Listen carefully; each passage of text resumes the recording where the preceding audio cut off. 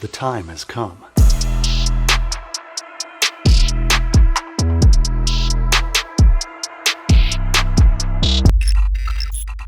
What's going on, guys? AdamIvySellMusic.com. In this video, I'm going to be reviewing the ADAM Audio A7X near-field studio monitors, which I have right here.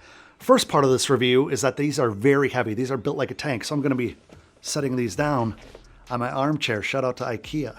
Now, ADAM Audio has been building monitors in Berlin for years. One of the highest quality, in my opinion, manufacturers in the marketplace right now, especially for consumer grade home studio monitors. Now, this review is going to be just like a lot of my other reviews. It's going to be very opinion based, very in the studio, what I've experienced, what you would experience in your home studio, straight from the user, right? If you're the type that is going to judge a monitor based off of some statistics that you see on their website, that you don't really know how they're implemented into an actual listening experience, or how the audio frequencies are going to resonate in your home studio depending on what acoustic treatment and how large the room is, and if it's a square or if you have an attic space that has, you get what I'm saying. There's a lot of different variables that come into play when we're talking about a home studio speaker, home studio monitor. When I say monitors to my friends, they think I'm talking about computer screens. So when I say speaker, it's because when I'm talking to a lot of people that aren't in the music industry, or maybe you're just getting started in the music creation realm yourself, this is a studio monitor. A near field means that you're going to be sitting very close to that. I'm not talking about 10 inches away, but just as you see in the background, I've been using Yamaha HS8s for years. If you caught my review about the ADAM Audio T7V series studio monitors, then you know that in that video, I said that, hey, these are great for beginners, but I'm not going to be replacing my HS8s anytime soon. I would replace them, however, with the ADAM Audio A7Xs, which you're seeing right here. This beautiful beast, this beautiful piece of audio gear is what I was talking about in that video. And guess what? Even though I have the HS8s sitting back here, I've been using these now for over a week. Shout out to Lucas over at ADAM Audio. He sent these to me many months ago, but as you guys may or may not have known, I've been building my new home studio in my house that we purchased last year, and I didn't want to bring these out. I didn't want to do a review. I didn't want to pretend like I was using these in a room that wasn't treated. I have acoustic panels up. Shout out to Overtone Acoustics for always taking good care of me. Got the cloud system, got panels, got the track system, and I'm going to be breaking those down in great detail in a future video. But just a side note, acoustic treatment in your space is incredibly important. Now, what are we looking at here besides a pretty studio monitor, right? What we're looking at here is a 7-inch near-field studio monitor made by ADAM Audio, and this bad boy has more awards than you could shake a stick at. This right here is kind of gold standard when it comes to this class of monitor. Now, this class of monitor, being the A7X, specifically, is around $750 each. I know a lot of you guys right away are going to say, okay, it's great. How much is it? This speaker, this monitor, this piece of audio equipment is undervalued, in my opinion, for what you're going to get out of it. Now, as you can see, and as I've talked about several times in other videos, I've been using the Yamaha HS8s for years now. I upgraded to the HS8 from Rocket 8s, which is a KRK product. I started with KRK Rocket 5s, and then I went to Rocket 8s. Didn't really enjoy either experience there. Went to the Yamaha line, which at the time I thought was like unbelievable, and I still do think it's great value for the money. But this is what I've been talking about for at least 2 years. Anytime anybody asks me about the Yamaha HS8s, I'm like, they're good for what they are right now. But once I get those A7Xs, game over. It's showtime. These monitors right here have a technology built in called the XArt.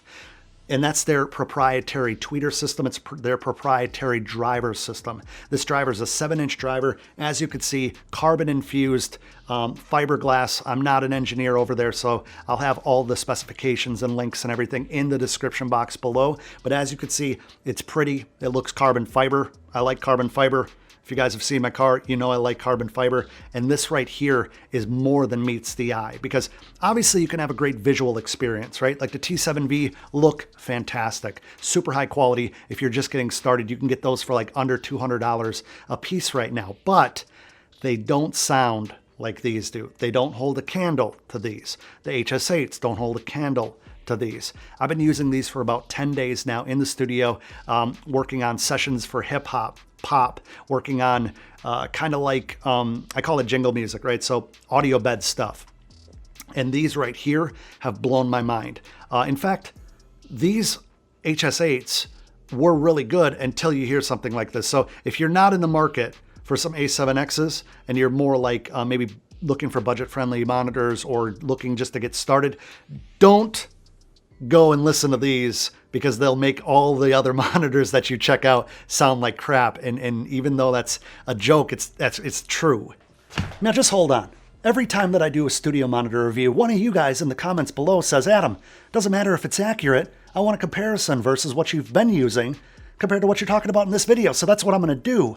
I'm going to compare the HS8s with this microphone right here, the one that I use, the one that's really close to my mouth. And then I'm going to keep it in the same position, and I'm going to compare it with the ADAM Audio A7X, and you guys will get to hear it.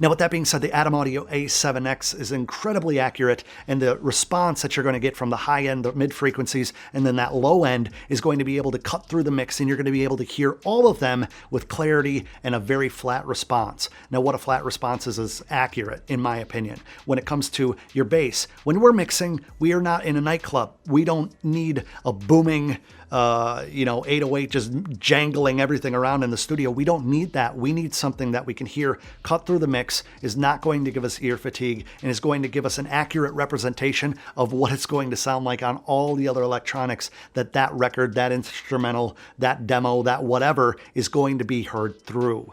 This is one thing that a lot of people don't understand when they're getting started, and I was one of those guys. I wanted something that sounded like a movie, right? And now that's actually why I have the Avantone mix cubes behind me, the little yellow speakers that everybody always asks about. Those are flat. Those sound like crap. They're very similar to like a Yamaha NS10, but they give me a more accurate representation than the HS8s. So me having to buy that second set of monitors shows you how I wasn't really happy with the Yamahas. And in fact, I've even talked about getting rid of the Avantone mix cubes, because these are an all-in-one solution. If you need to understand what that high is going to do with the mid that is in there, the great representation of that is if you have a high-end lead and it's coming through and you're trying to mix in a vocal, more mid-tone stuff. I look at mixes like a sandwich, right? The top piece of bread, that's the treble, that's the high frequencies, that's the things that'll pierce your ears if it's too loud. It'll give you a headache real quick and totally wear out your eardrums if you don't mix it in correctly. And then the bottom piece of bread in a sandwich would be the low frequencies, all the bass, a lot of percussion, some of the bottom end strings, and even piano, and anything that's a low frequency, anything that's a low note, right? So when you open up that channel in the middle for vocals to fit in later, whether you're mixing those in now, whether you're a beat maker and you know that eventually there's going to be vocals on there, being able to understand where everything sits from the lowest frequency to the highest is going to be super important. And that's what the ADAM Audio A7Xs do beautifully. Like I said, the XArt technology, I don't know what XArt stands for. You'll probably find that over on their website, but the XArt is their proprietary tweeter, the tweeter that they make by hand in Berlin. The driver is incredibly punchy. but really smooth at the same time. Now, you guys aren't going to sit here and listen to me talk about ear fatigue for 15 minutes, so let me actually get into the meat and potatoes of why I really like these. Now, if you saw the review I did a few months ago about the ADAM Audio T7Vs, then you know one of my gripes with them, one of my critiques, was that they didn't have a power indicator light on the front. Now, I know you guys might think I'm silly for being upset about that. However, I put the HS8s back up on the stands behind me so you could see what I'm talking about. Both of them have a beautiful illuminated logo that pops up in the front. And so when my power strip is on, when my monitors are on, it's an afterthought. I know that they're on because that light indicates that they're on. The T7Vs didn't have that, however. The A7Xs do. It's a very small, it's a very subtle power light, but it is a power light nonetheless. And even though, like I said, I use a couple Furman power strips to turn everything on, so I know that everything's on, it's really nice to be able to glance over and say, okay, the monitor's on, everything's good.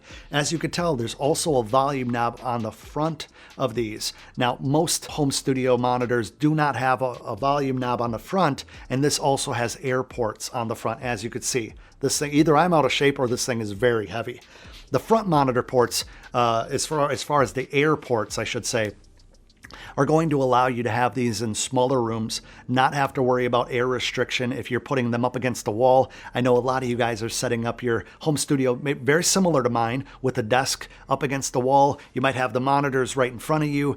You have a computer screen in the middle, maybe an iMac, maybe your laptop. But the thing is, if you're restricting airflow, just like the HS8s that I have those mounted at an angle for a reason, not only to hit me in the proper listening position at my desk, but to be able to get that airflow circulating through without any impedance. Having the airflow tubes, the air ports in the front gives you ultimate flexibility with how you want to position these, because you're not going to worry about them being up against the wall because the air comes from the front. You're going to be able to monitor, where your volume level is. Now, if you have an interface like myself, a lot of you guys, beat makers, producers, home musicians, home mix engineers, you're going to have this locked in. The great thing about this, if you saw my last review, as I said something along the lines of the volume knob didn't have any clickety-clack, this snaps right here. If I was blind, it would snap right there, which is at the 0 position, the 0 decibel position. That's where I'm going to leave it at. You guys might want to adjust it for whatever reason, whether it's personal preference, whether your interface isn't getting loud enough through your monitors. You can crank it up and crank it all the way up to 14 decibel. I was going to say 12, so I'm glad that I checked. But I'm going to leave it at 0. Keep them both neutral. I don't adjust the high pass filter on the back. I don't adjust the low pass filter. I keep them neutral so that I feel that my mix is most accurate, because everything's set to 0 when you're doing a proper mix. When that goes out into the world, if you're adjusting the way that you're mixing with a monitor such as this, that's not necessarily going to translate unless you have a very trained ear. But again, we're not going to be doing a technical review. I don't want to confuse you guys who are just getting started. Now, the A7X, I'm going to flip it around, and I'm also going to show you some B-roll about what you can expect in the back of this monitor. Now, as you see, let me cut to the B-roll. There's a input for like an RCA cable, but obviously the vast majority of us are going to be using the XLR input. I have Mogami cables that I'm using to make sure that it's even a more balanced signal coming into these, because I hate when I'm hearing hum. I hate when I'm hearing hisses coming through my monitors, and it shouldn't work like that. And side note, if you are hearing a hum or a hiss through your monitors, regardless of if you have a cheap pair of monitors or expensive pair of monitors, it's probably because you're using unbalanced lines, or you are running your monitor cables against some power cables. You have a bad ground. There's a lot of different problems to that, but getting cables such as the Mogami cables, there's other brands out there. I'm not an affiliate for Mogami whatsoever, but if you use a power conditioner, a lot of times that can clean up your bad ground issues as well, and that's how you get the hiss and the hum out. Typically, that's not what you're here for. You're here for a review on these. Now, as you can see, the controls on the back of here, we have the high shelf, we have the low shelf, and we have the tweeter level. Each of these can be adjusted with your fingernail if you have a little bit of a fingernail, or a flat tip screwdriver. I actually like the fact that these are recessed a little bit into the monitor, and I'll tell you why. There's been so many times that I've reached behind my HS8s and I've bumped one of the knobs with my, stupid wrists or part of my hand. I'm reaching back there to turn it on. I'm reaching back there to plug in the cable again or whatnot. And don't get me wrong, when I say a lot, this has happened a very few times, but two times too many when it comes to all of a sudden my left monitor is really loud compared to my right monitor. I'm like, what is going on right now? And I have to stop what I'm doing to go back there and then put them back to where I want them. These are all in the neutral position. As you can see, they have small little arrows on them, which I absolutely love. Now, with that being said, I'm going to flip these back to the good side. Ooh, almost dropped it. That would have been horrible, because I want to talk about something real quick, and that's the quality in which you're listening to your music through. Now, I think that you guys would agree that you can have a cheap MIDI controller and it's going to do the job.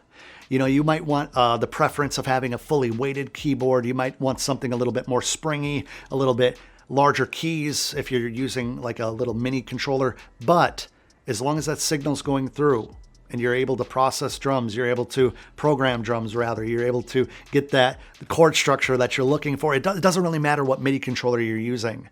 Same goes for an interface. I know that there's plenty of interfaces out there that are a couple $100, $200-$300 that are fantastic. There's also interfaces out there that are a couple $1,000 that are unbelievable, extraordinary. However, if your signal through any of those interfaces is going through a monitor that's not accurate, a monitor that gives you ear fatigue, a monitor that ultimately is not going to allow you to grow or get better within your craft, you're doing yourself a disservice. And I'm not here to try to sell these to you. I already have these. Shout out to ADAM Audio. These, however, are something that you can grow into. It's like buying a sports car. You might not be great at driving right now. You might not be able to go and drift and go way too fast on the highway and learn how to be more of a professional driver, but you're not going to learn how to be a professional driver in something that's 60 horsepower and you max it out immediately. These right here are something you can grow into. In fact, one thing I love that I forgot to mention earlier is that the A7Xs at super loud volumes, I'm talking like almost all the way cranked up, I'm going to piss off my neighbor's volumes. They're still crystal clear. They don't pop, they don't hiss, they don't hum, I'm not getting any of that resonance. The HS8s are a whole different story. Start turning them up, I'm starting to hear crackle, I'm starting to hear distortion, and that to me is incredibly annoying when I want to listen to my music loud, I want to listen to my mix loud, and I'm forced to go into the cans, I'm forced to go into those headphones. Now, like I said, I've been producing music since 2006. When I first started, I had a home audio receiver with a regular old speaker wire going to some home audio speakers that my family had that was down in the basement collecting dust, all connected with an 1/8 inch jack into an old shitty laptop.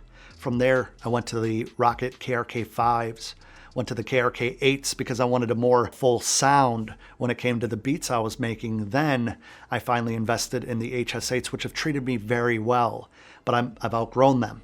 There's only a certain point to where I feel like they're going to allow me to grow and they're not actually holding me back.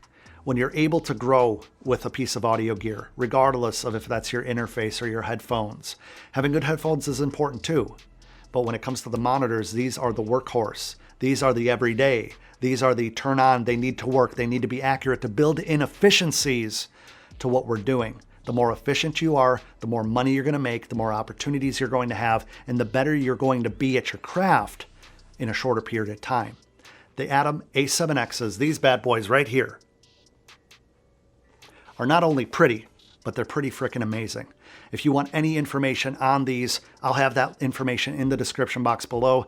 I'll put up the technical information on the screen right now for those of you who just want a quick little reference to as far as what these are. Again, thank you so much to ADAM Audio for sending these my way.